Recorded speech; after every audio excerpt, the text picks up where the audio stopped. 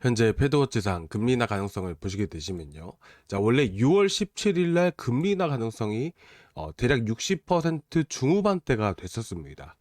근데 지금 보시게 되시면 36.48%로 상당히 많이 줄어든 상황이죠. 그리고 7월 29일 날 금리 인하 가능성은 60%대, 그리고 9월 달로 95%대. 현재 시점에서 봤을 때는 9월 달에 금리 인하 가능성이 매우 높아졌습니다. 이렇게 금리 인하 가능성이 6월 달에 대폭 하락했던 이유는 여러분들도 아시겠지만 유가가 상당히 많이 올랐기 때문입니다. 이렇게 유가가 크게 급등을 했기 때문인데, 유가가 급등을 하게 되면 전체적으로 물가에도 당연히 직결될 수밖에 없습니다. 뭐 여러분들도 아시겠지만 이제 기름값이 지금 1,900원대가 기본입니다. 자, 오늘도 제가 뭐 고속도로 휴게소 들리다 보니까 경유 같은 경우에는 1,780원대가 조금 있긴 하더라고요. 근데 서울 시내라든지 뭐 중심가 쪽으로 들어오게 되면 기본 1,900원대가 일반적이더라고요. 그쵸? 기존에 1,600원대, 뭐 1,500원대는 거의 보이진 않았지만 1,600원, 1,580원 이럴 때 보게 되면 어떻게 보면 20%나 유가가 급등을 한 것을 우리가 체감을 할 수가 있죠. 그만큼 물가에도 당연히 소비자 가격에도 영향을 주는 부분들이기 때문에 미국 물가뿐만 아니라 국내 우리나라 물가에도 영향을 줄 수밖에 없는 게 사실이에요. 그렇죠? 그렇기 때문에 물가가 올라가게 되면 자연스럽게 금리 인하 시기가 늦춰질 수밖에 없는 것이고, 금리 인하를 하게 되면 시중에 돈이 풀리는 거잖아요. 시중에 돈이 풀리는 것이기 때문에 자산 가격이 상승하는 효과가 만들어지게 돼요. 당연히 자산 가격이라는 것도 상승함에 따라서 물가도 덩달아서 상승한다라는 얘기가 되는 것이거든요. 그래서 금리 인하 시기가 자연스럽게 늦춰질 수밖에 없다라는 것이죠. 자, 그러면 현재 시점에서 봤을 때 물가가 상승이 또 더뎌지기 위해서는 유가라는 게 결국에는 또 안정세를 보여줘야 되는 게 사실이잖아요. 근데 지금 보시면 어떤가요? 하루아침에 유가가 90불을 돌파를 했습니다. 제가 지난번에 여러분들께 말씀을 드렸던 이 100불, 100달러 구간이 얼마 남지가 않았어요. 물론 현재 급등하고 있는 유가가 이런 식으로 하방으로 크게 떨어지면 모릅니다. 그러면 시장이 정상적으로 돌아오겠지만 이게 절대로 불가능한 수치는 또 아니에요. 여러분들도 아시겠지만 이때 2025년 6월 달에도 한 차례 유가가 급등을 했었잖아요. 이때도 중동 리스크였습니다. 그리고 나서 보시게 되시면 전쟁에 대한 불확실성이 끝나자마자 모든 상승분이 하루 이틀 만에 다 이렇게 또 반납이 되었었잖아요. 그래서 전쟁이 빨리 끝나기만 우리가 좀 기다릴 필요가 있는 것 같아요. 근데 문제는 뭐냐면 트럼프가 말하는 것들을 계속 체크하고 보면 상당히 좀 이 전쟁이라는 게 길어질 수도 있겠다라는 생각이 듭니다. 어쨌든 이 전쟁이라는 게 장기화가 될 경우에는 우리가 반드시 리스크에 대비를 해야 되기 때문에 무조건 단기간에 끝납니다 라고 말씀을 드리기가 조금 어려울 것 같습니다. 물론 단기간에 끝날 수도 있어요. 내일 끝날 수도 있고요, 모레 끝날 수도 있고, 그건 아무도 모르는 겁니다. 근데 제가 말씀드리고 싶은 것은 뭐냐면 이미 유가가 엄청나게 급등을 한 상황이에요. 그런데다가 유가를 지금까지 끌어올렸던 주된 원인이 뭡니까? 전쟁도 있겠지만서도 이게 주된 원인은 전쟁이에요. 근데 지금 쿠웨이트라든지 UAE 쪽에서 원유 감산을 시작을 해버렸습니다. 이게 핵심이에요. 이 원유를 감산을 했다는 것은 당연하게 우리가 수도꼭지처럼 밸브를 잠갔다가 또 이제 감산이 되고 나중에 또 필요로 해질 때 수도꼭지 틀듯이 이렇게 돌린다라고 해서 원유가 갑자기 또 계속해서 갑자기 나온다든지, 자, 그런 시스템이 아니에요. 옛날에는 여러분들도 아시겠지만 한 번 시추를 했다가 한 번에 A라는 땅에다가 이렇게 시추를 했어요. 시추를 했는데 이거를 없애버리잖아요. 그럼 여기서 다시는 못 팠습니다. 원래는 옛날에 그랬어요. 근데 요새는 기술력이 좋아져서 한 몇 주에서 수개월 정도면 바로 회복을 시킬 수가 있다라고 합니다. 근데 지금 당장에 전쟁이 끝나서 또 이제 호르무즈 해협을 봉쇄를 안 한다 했다가 또 한다 했다가 또 봉쇄를 완전하게 또 풀어버리면 이제 수출을 다시 시작을 할 건데, 중요한 건 뭐냐면 이미 감산을 해버린 거 다시 늘리는데 수주에서 수개월까지 또 이렇게 또 늘어나 버리다 보니까 어떻게 보면 전쟁이 바로 끊었다라고 해서 이렇게 벌려놨던 이런 일들이 한 번에 없어지는 게 된 것은 아니잖아요. 그렇기 때문에 유가도 하락을 크게 보이긴 하겠지만 문제는 뭐냐면 이미 물가에 영향을 주고 있는 부분들이기 때문에 이게 당장에 빠른 시일 내로 회복이 될 가능성이 적다라는 거예요. 그래서 보시다시피 전쟁이 끝나도 회복에 수개월이 걸린다라는 얘기가 그래서 나오는 것이고요. 그렇죠? 자, 그러면 결국에는 나스닥이든 전체적으로 시장에 영향을 줄 것인데 아까 제가 말씀드렸다시피 단기간 내로 끝난다라고 해도 결국에는 수개월의 시간이라는 게 걸릴 수 있는 부분들이다 보니까 아무래도 당장에서는 아무리 좋은 이런 결과물이 나온다 하더라도 결국에는 이더리움이든 리플이든 박스권 횡보하는 흐름들이 만들어질 가능성이 높다라고 생각을 해요.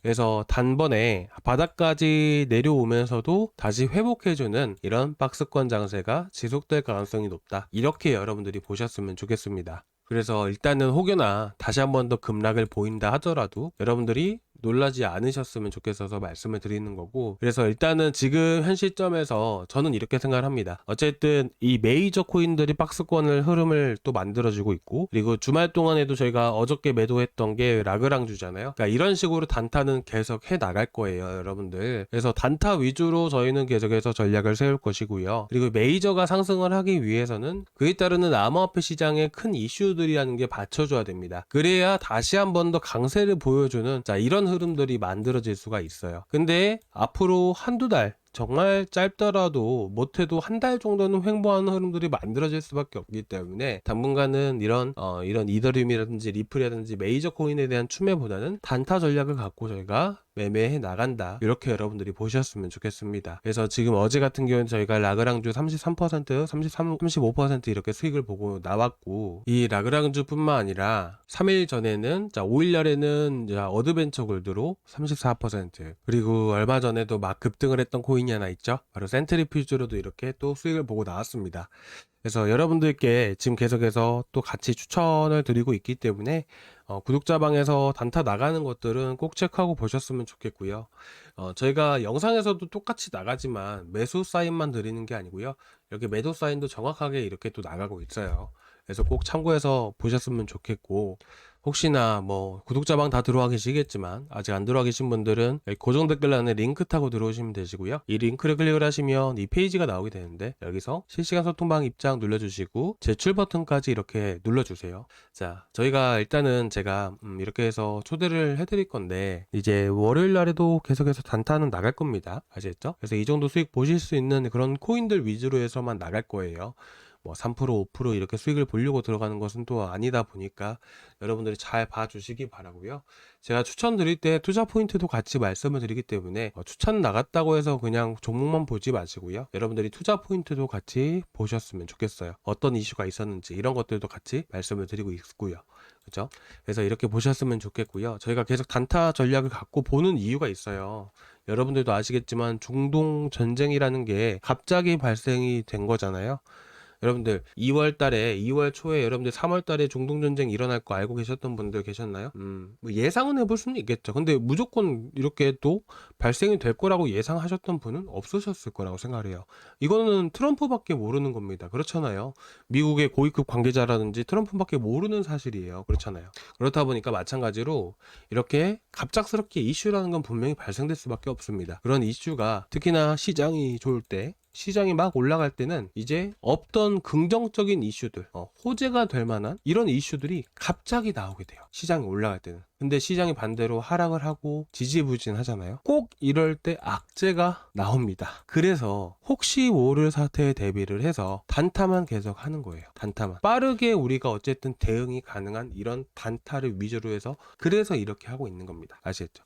그래서 여러분들이 저희가 최대한 단타로 해서 또 이번 시기에 또 최대한 여러분들이 현금 마련해 두시고 수익 보신 거 잘 모아놨다가 시장의 악재가 해소가 되었을 때 지금 메이저 코인들 매수해 나가고, 이런 방향으로 제가 잡아드리려고 하고 있는 거니까 이렇게 여러분들 보셨으면 좋겠고요. 오늘 말씀드린 것들 다시 한 번 더 좀 정리해서 다시 한번 말씀드릴게요. 지금 보시면 나스닥인데, 나스닥도 간당간당하게 또 박스권 안에서 계속 횡보하는 흐름들이 나와주고 있죠. 이런 흐름에 따라서 이더리움이든 리플이든 나스닥과 거의 비슷한 흐름들의 패턴들을 또 보이고 있습니다. 지금 나스닥도 간당간당하고 전체적인 코인 시장도 또 이제 박스권 안에서 바닥 구간에서 횡보하고 있는 이런 이유가, 여기는 불확실성이라는 게 해소되지 않았기 때문이고요. 유가가 급등을 하고 이 유가가 급등을 하게 되면 물가도 같이 급등을 하기 때문에 현재 금리 인하 가능성도 많이 또 줄어들고 있는 상황입니다.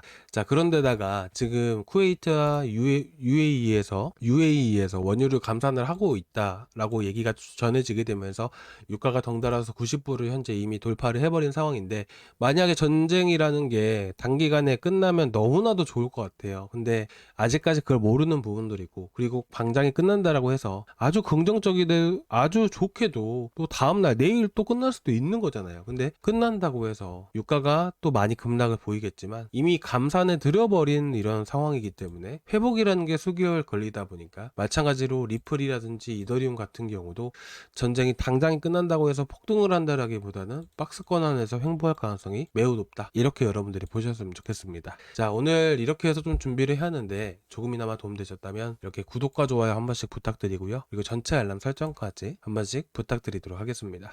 혹시나 궁금하신 거 있으시면 남겨주시고요, 그리고 오늘 또 이렇게 시청해 주셔서 정말 감사드리도록 하겠습니다. 감사합니다.